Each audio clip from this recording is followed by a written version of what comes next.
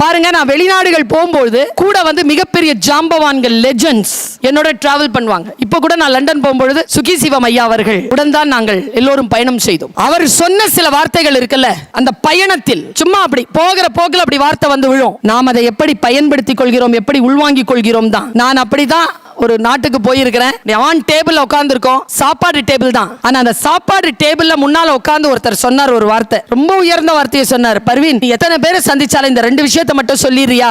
சொல்லுங்க. நான் சொல்றேன், கண்டிப்பா சொல்றேன். நானும் பேச்சாளர் தான், நான் கம்மியான ஆட்களா நான் சந்திக்கிறேன், நீ கிரௌட் நிறைய சந்திக்கிற, அதனால சொல்லிடுமானார். சொல்லுங்க, நான் சொல்றேன் அப்படின்னு அவர் சொன்ன அந்த 2 விஷயத்தை சொல்றேன். இப்போ நமக்கு நம்ம வாழ்க்கைக்கு என்ன பண்றது, நம்ம இந்த அம்மா அப்பாவுக்கு என்ன பண்றது, நம்ம ஃப்ரெண்ட்ஸ்க்கு என்ன பண்றது, எல்லாம் நிறைய திட்டங்கள் இருக்குல்ல. உன்னுடைய செல்ஃப் இருக்குல்ல, உன்னுடைய பாடி, உன்னுடைய மைண்ட் இருக்குல்ல, நீன்ற ஒரு எக்ஸிஸ்டன்ஸ் இருக்குல்ல, அதுக்குன்னு ஏதாவது திட்டம் வச்சிருக்கியா? நம்மில் பல பேருக்கு திட்டமே கிடையாது. அவர் சொன்னார், எந்த ஒரு மனிதன் தனக்கு என்று ஒரு திட்டத்தை வைத்திருக்கிறானோ அவன்தான் வாழ்க்கையில் ஜெயிப்பான்.